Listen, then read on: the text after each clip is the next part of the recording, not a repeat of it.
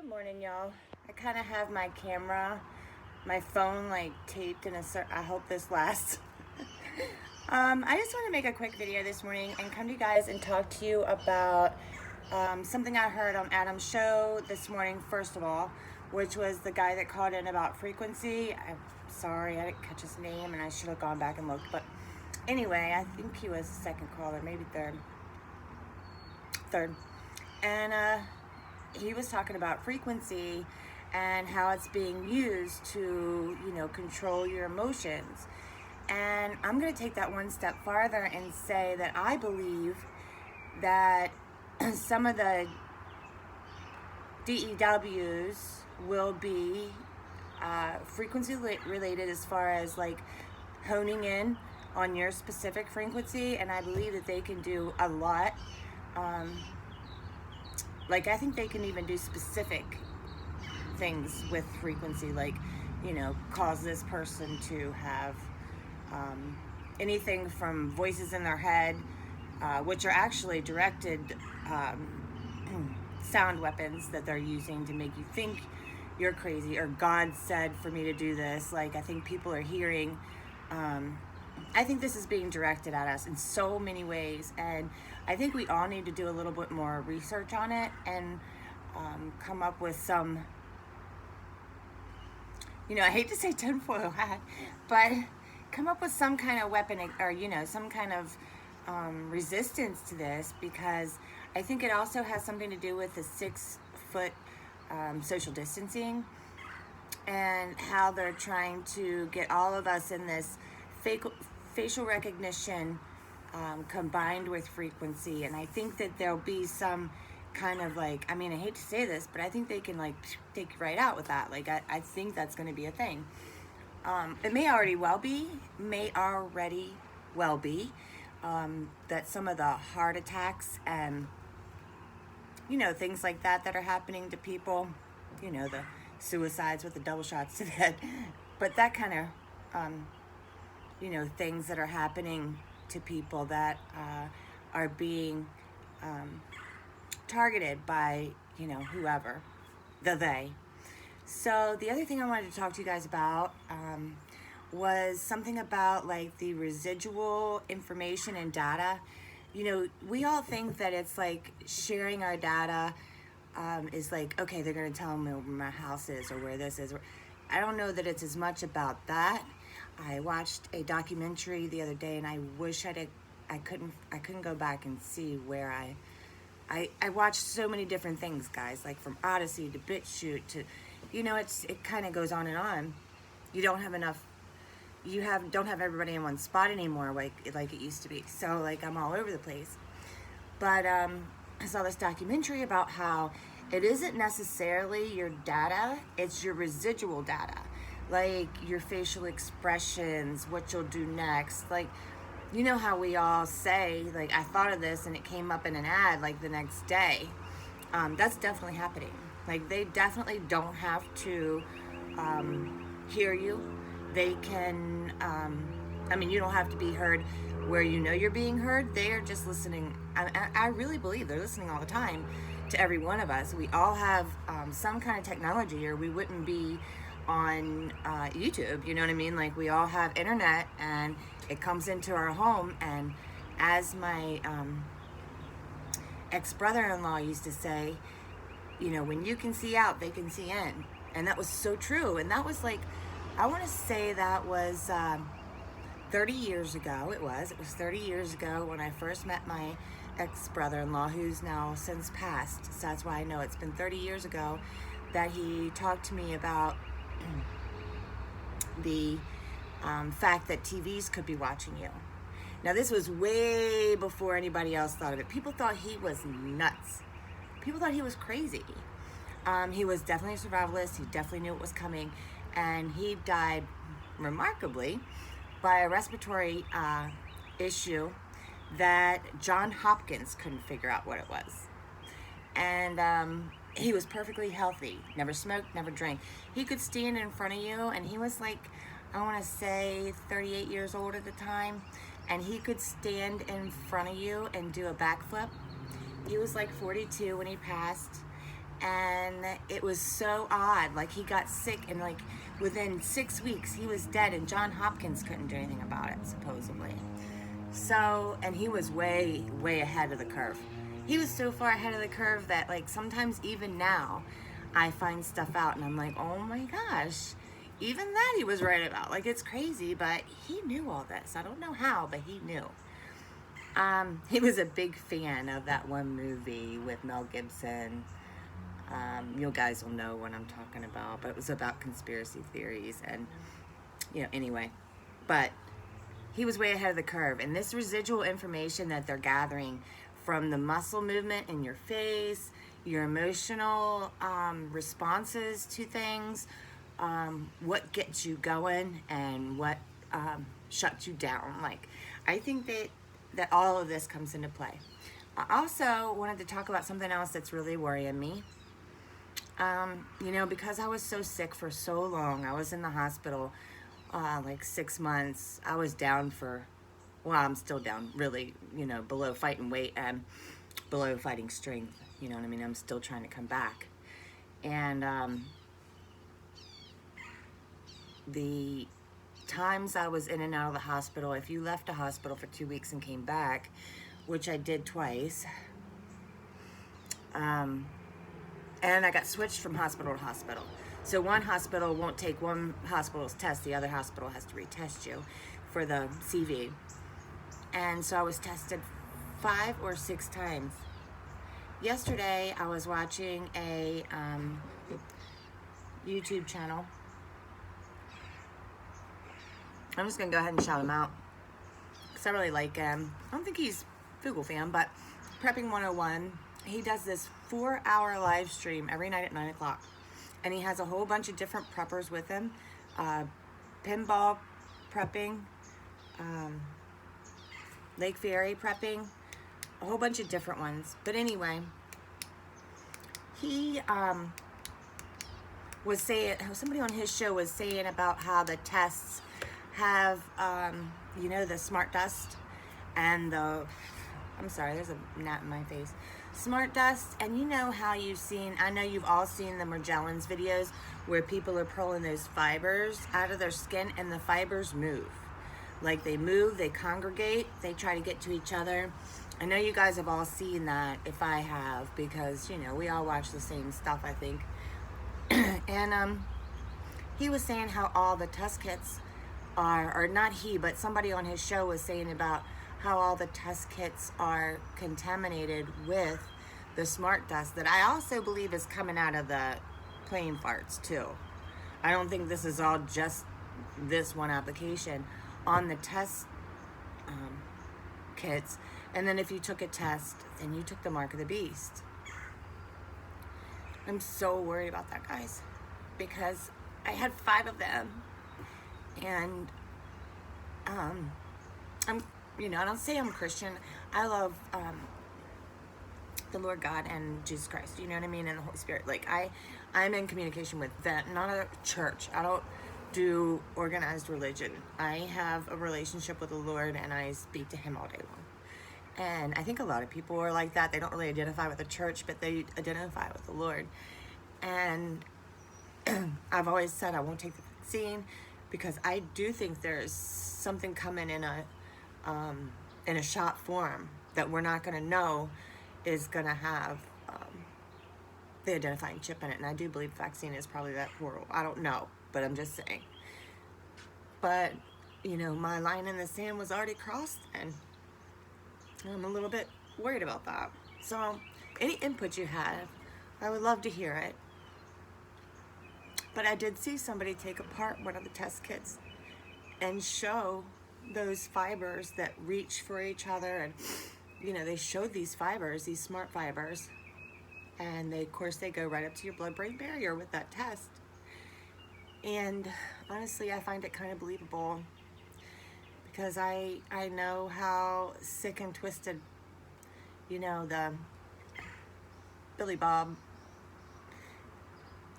G and his wife are, and I don't know why these people are involved in our medical care since he's a college dropout. Like, he's no more educated than I am. Like, why is he making all these huge decisions. And why is he involved in all these things?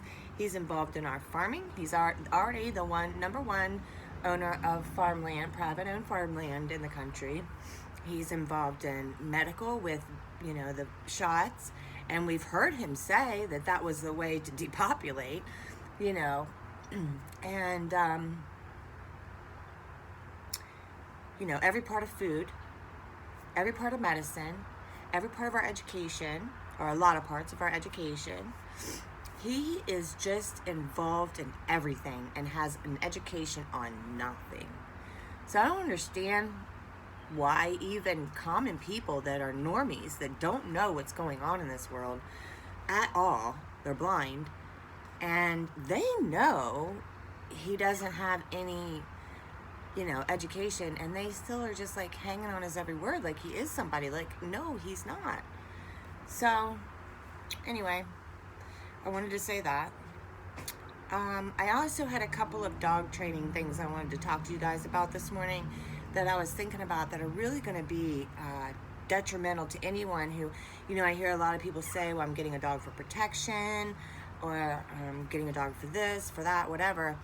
I want to say, guys, that, in an SHTF situation, your dog is going to have to be very well trained. Like, you're going to have to be able to have your dog off leash and silent commands. You know what I mean? Like, you're going to have the hand signals involved.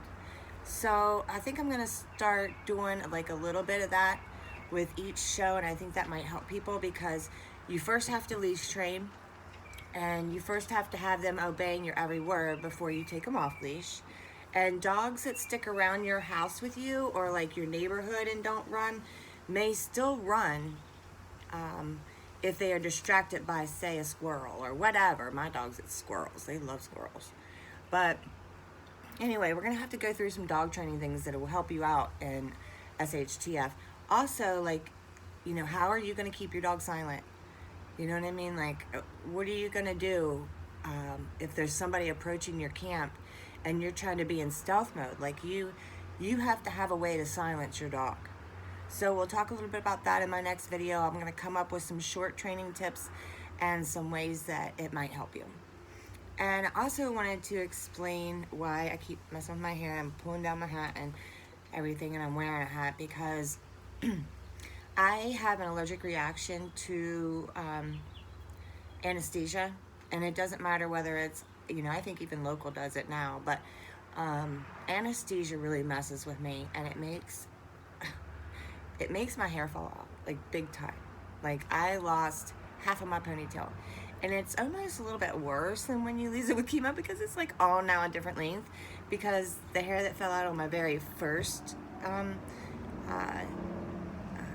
anesthesia experience to the very last anesthesia experience in my hospitalization for 6 months was a lot of times. Like, so I have hair that's like an inch long, 2 inch, 3 inch, like none of it is, it's all in random areas of growth.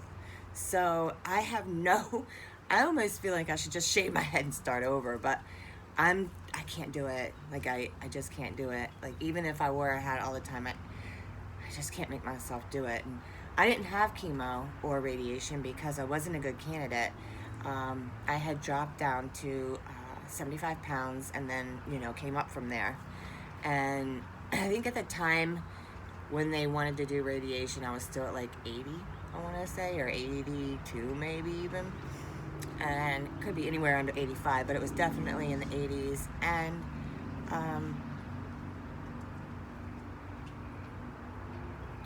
damn, I really lost my train of thought there. So anyway, oh yeah, I'm sorry, I do that a lot now too. I'm gonna blame it on the gummies, but it might just because I'm old. But I couldn't get chemo or radiation because I was just too weak and too thin. The oncologist just said flat to me, I won't touch you because you can't take it. So, and that, a lot of that's because I was on a ventilator at extra time, couldn't get off it. I was on a feeding tube for, I want to say, a month. And it was just a really long road, guys. A surgery I was supposed to be able to come back from, I didn't. It wasn't like that at all for me. In fact, that's why I'm so worried about the cancer coming back, because I can't do another surgery. Like, I can't go under again. I'm too afraid I'll get stuck on that machine. You know what I mean? I'm not doing it. I don't know if any guys of you guys have been on that for any length of time while you're awake, but no, no, my DNR has changed now. So, but yeah, so I couldn't get chemo or radiation, so I'm very high risk because it was small cell lung cancer stage 3. So I'm really high risk. So I am doing Fenben treatments. I don't know if any of you guys have heard of it, but I think some of you had, because you've left me comments in different places about the dog wormer Pancure C. Yes, I'm worming myself. Sure am. So that's Tim Tippins, mycancerstoryrocks.com. And Cliff High. I don't know if any of you watch that. Watch him. Cliff High. He is amazingly educated in the school system, but more out of his school system. He will tell you all the time, academia sucks. They don't really work in real world. You know, there's a lot of things he knows he learned in academia that, you know, weren't real. And that doctors just take what they're told and they do it. You know what I mean? Whatever they're told is going to work is what they do. They're taught sickness, symptom, medicate the symptom, keep the sickness going as long as you can. Like, I don't know how doctors don't see it. And you know what's funny is that I've talked to, my mom is, you know, I've told you guys before, my mom and dad have money or whatever, and they have friends that are doctors and such. And, you know, a lot of them are themselves going 100% natural. Like, they don't, there's doctors that my mom knows that have cancer that are doing it natural. They are not doing it. They are not doing chemo and radiation. So, in some ways, I think I might have been spared from putting that poison in my body by the Lord, and that maybe I'm supposed to attack it from another direction. So Cliff High actually talked about that's what it is, fenbenzidol. That's what's in the dog warmer that cures the cancer, and it's well proven. I've done a ton of research. I haven't heard anything bad about it. There's no side effects. There is a human form, but it's actually more expensive, I found. At least the little bit of research I've done so far.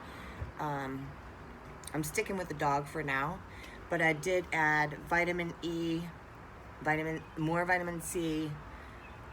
He says that, what was it, the part he says that you need to do a keto or keto diet also, which is, good boy, Asher, which is, thank you. Sorry. That was one of my daycare dogs and I forgot to answer the door.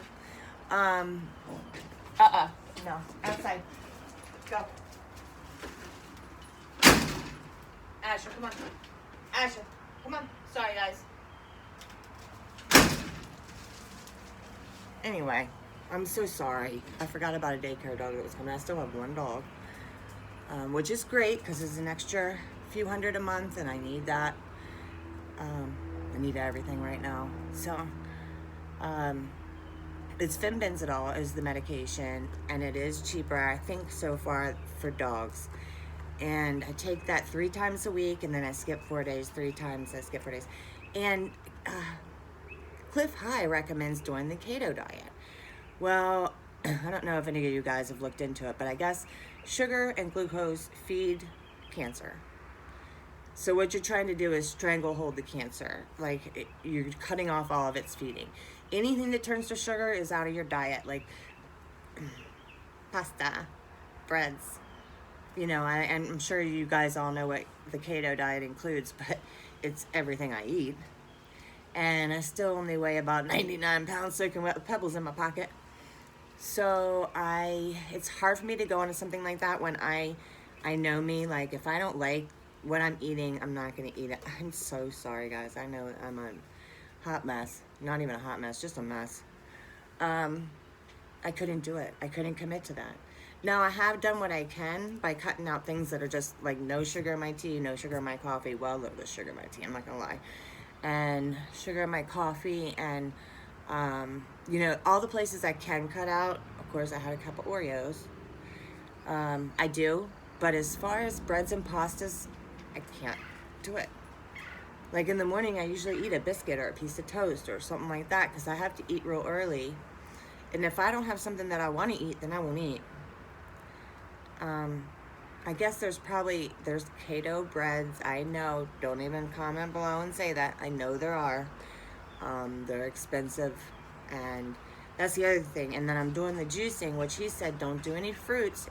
You know, berries and limes, and there was a couple of the avocados are the only fruits that you can really juice with your vegetable juice. And I like pineapple in mine. So there's a lot of things I'm doing that would have to be cut out. And honestly, I'm just now starting to gain weight at a pretty good pace. And I'm just now starting to get back my strength and my muscles. I drink protein drinks every day. I mean, if you guys wouldn't believe the schedule I have down of natural and regular meds. And I also incurred a heart problem while the surgery weakened my heart, and I was having an arrhythmia, and I now have congestive heart failure, so I have to take Lasix. That's part of why my skin looks so bad. The Lasix are just drying me out. Like, it's terrible, and I have eczema, and it's dry skin related. Like, when my skin gets dry, I itch. So it's just been, I'm telling you guys, everything that could go wrong does. And, you know, in the hospital, I couldn't hold an IV for more than 24 hours. So they had to do midlines, which still went out within a week. Picks, they went out within a week. Like, I can't hold something in my veins like that. I don't know what it is. But everything that could go wrong did, literally. But anyway, I love you guys. And look for, I've had 2 good days in a row. That's why I'm coming to you today, because I've had a couple shitty weeks. And I can't seem to find the recipe that gives me a good day. Like, I know if I get up and start cleaning right away and start doing my stuff right away, it's going to be a good day. I'm feeling okay. But some days I get up and I can't push myself to make my own breakfast, which is not hard, by the way. I mean, some days are really bad. And I'm trying to plan a trip up north. You know, I'm in Florida, and I have my man has family all the way up to PA. I have family all the way up to Delaware and Virginia. So my bucket list trip is a 2-week trip to go see all of those people. Like, I haven't seen my best friend of 30 years in probably 10 years now, maybe more. And I have to go say goodbye. Or hello, however you want to put it. But it'd probably be my last time I'm going to see her, and I want to go. I just have people in my life I want to, you know, most people, maybe their bucket list is like going to Paris. No, mine's a camp trip going up north, and I have to be in a certain condition to be able to do that. First of all, it has to be warm up north, so I can't go till after, it looks like May, maybe first part of June is what I'm thinking. And it has to be warm, and I have to be able to, I wanted to be able to camp. Now, my dad and my sister both have, what do you got? Come here. Come here, Quigley. Come on. Come on. Let's go. Quigley. Let's go. In. In. Drop it. Hey. Drop it.